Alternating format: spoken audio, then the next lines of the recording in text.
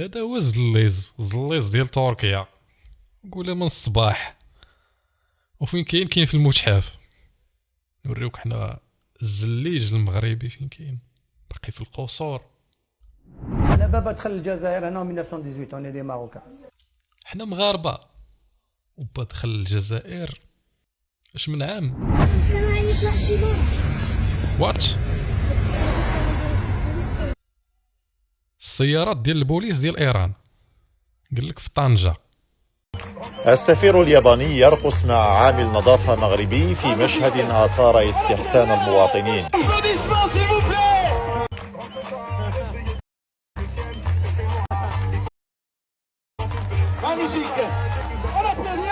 كون كنشوفوا بحال هاد المناظر هادو في المغرب، مسؤول مغربي ما قلناش ليه يشطح، يعتبر راسو غير بحالو بحال هاد الانسان هذا، هاد العامل ديال النظافه. اليابانيين الناس ديال اوروبا امريكا كتلقى عامل نظافه كيتخلص واحد الخلصه زوينه محترمه، عنده طوموبيلتو كيمشي للخدمه بطوموبيلتو، كيبدل حوايجو في الفيستير، محترمين الشروط الصحيه ديالو. حنا المسؤول لدرجه السلام عليكم ما يقولش. نطلبوا الله عز وجل الامور تغير. وهاد الناس هاد الناس ديال عمال النظافه اللي بسببهم بزاف ديال المدن المغربيه ولات كتبان نقيه وكتفاجئ الاجانب. تعطى لهاد الناس هادو القيمه، يتخلصوا مزيان، يتهلاو فيهم. غادي نعاودها لكم تسمعوه. Finalement partir et de voyager vers un autre pays pour le دولة أخرى. غنسافروا لدولة أخرى ما قادرينش يقولوا المغرب.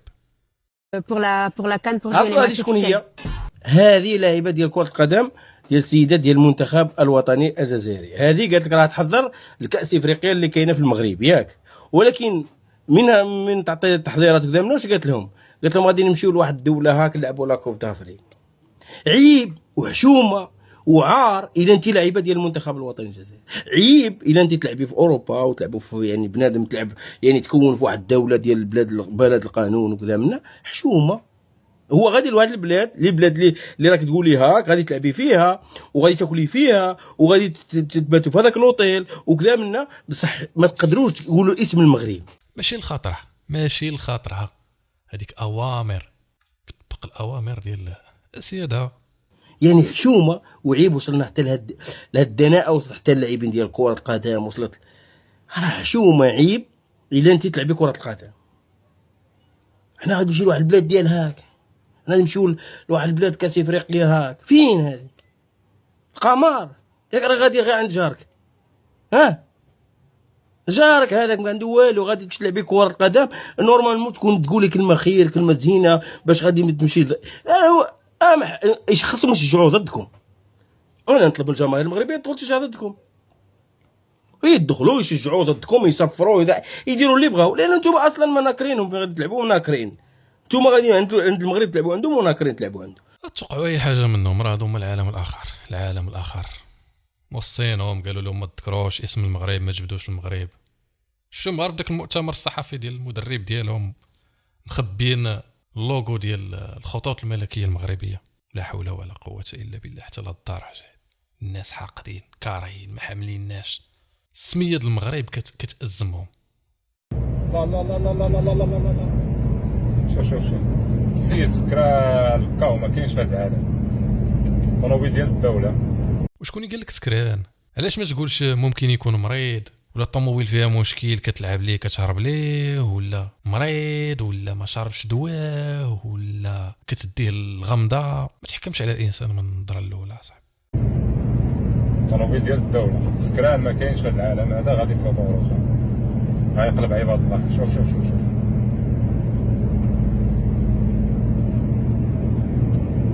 لا حول ولا قوه الا بالله. ها هو مشى خرج، ها هو غيقلب شي واحد. مطريب 62 المغرب، السيد غيقلب شي واحد سكران. شوف لا لا لا لا لا.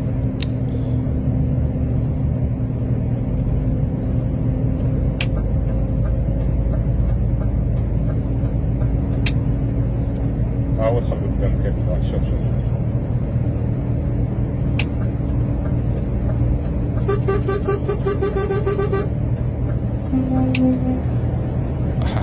رموك ناري، رموك رموك رموك رموك.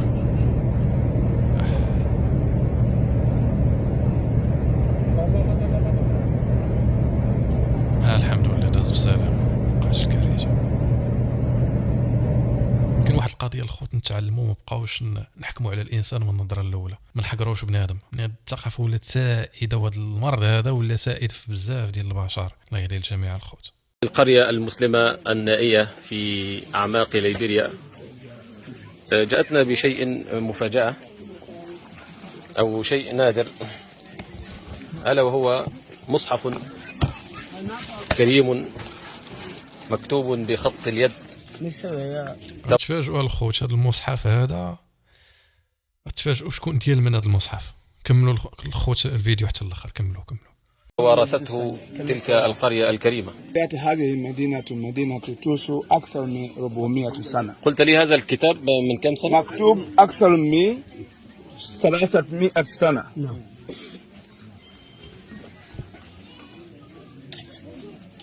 هذا قرآن تفسير. الخط الأسود تفسير، والأحمر هو آيات القرآن الكريم. نعم. يعني مثلا هنا يتلو عليهم آياتك ويعلمهم، والتفسير هو القرآن. أيوة. هو مكتوب بالطريقة المغربية. يضعون نقطة واحدة. القرآن مكتوب باليد بالطريقة المغربية، الفهم يفهم الخوت، على القاف. نعم. ويعلمهم الكتاب والحكمة. ثم قال أيضا أي القرآن والحكمة. نعم. هذا سورة البقرة. هذا سورة البقرة. نعم. هذا تفسير الجلالين، كتب بخط اليد لما فتحت هذه المنطقة. أيوة. لم يكن يوجد كتب.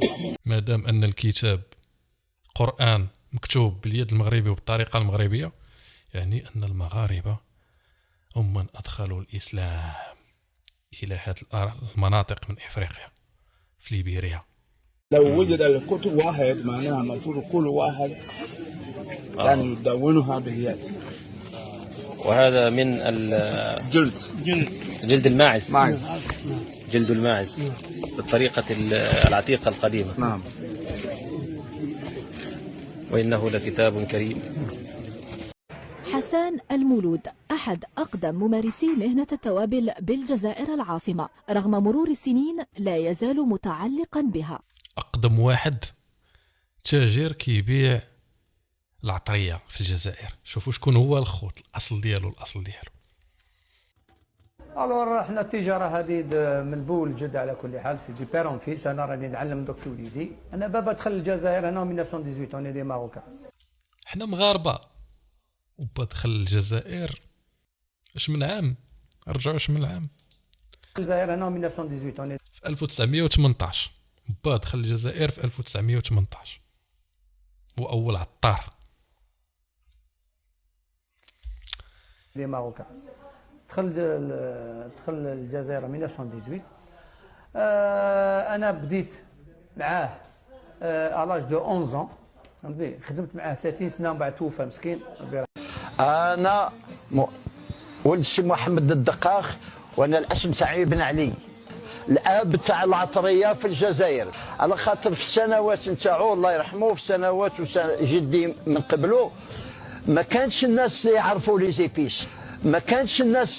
لي زيبيس، كان الناس يطيبوا الا بالفلفل الاحمر وبالطوماطيم. زمان ما كانوش معروفين الناس تطيب الا بالفلفل. وهذا ما عندهمش العطريه كتجيهم من المغرب. يعني هادو اللي كيدويو على الاكل والطبخ، فين هي شروط الطبخه اللي هي العطريه؟ والعطريه كاينه في المغرب. يعني المغرب هي الاصل. ودي مع من حنا بداو يتعلموا شويه، ولكن حنا مجاورين المغاربه شويه متقدمين علينا في لي زيبيس، متقدمين شويه، وكلشي جايكم من المغرب غير بدينا نتعلموا منهم هذا، وبدات الناس تتعلم، ولا الوالد سبيسياليست على لي زيبيس هنا. نستنى منكم الخوت. كثروا من لي لايك والبارطاج ديال الفيديو، راه هادشي هذا راه نادر جدا. الارشيف كيفاش انت تقول لي معناها زليز مغربي وانا عندي في بلادي اقدم زليزه في افريقيا؟ نشوفوا هاد الزليزه هادي ديالك اقدم زليزه في افريقيا كيفاش دايره. بقى فيه الحال حيت حنا كنقولوا الزليج المغربي. نشوف ورينا، يلا ورينا. احنا توا موجودين في متحف رقادة بالقيروان زاد باش نشوفوا اقدم زليزه في افريقيا. هذه مربعات من الخزف بالبريق المعدني موجودة في متحف رقادة ترجع للقرن الثالث هجري. هذه مربعات من الخزف مصنوع بالقلالين يرجع تاريخه إلى القرن 11 هجري. لا حول ولا قوة إلا بالله. وهذا خزف مستورد من تركيا يرجع تاريخه، منين استوردتوه؟ مستورد من تركيا يرجع تاريخه إلى القرن 10 هجري. وهذا كيف يرجع تاريخه إلى القرن 10 هجري. هذا هو الزليز ديال تركيا، نقولها من الصباح. وفين كاين في المتحف. نوريوك حنا الزليج المغربي فين كاين، باقي في القصور، في المباني التاريخية، في الرياضات. كندويلك على الزليج ماشي الزليز ديال تركيا. بنادم باغي يورينا الزليج ديالو جايبنا المتحف يورينا الزليزات مهرسين بحال هادو، راه كيتلاحوا غير في المطارح العمومية. وات السيارات ديال البوليس ديال ايران قال لك في طنجة.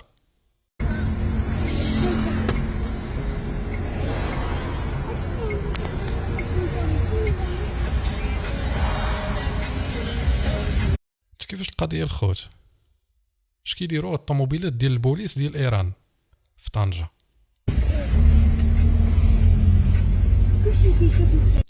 الناس ما فهموا حتى حاجة، ولكن غالبا هذا فيلم كيتصور في طنجة او ربما في الشمال، تكون عنده علاقة ما بين ايران وامريكا شي حاجة بحال هادشي.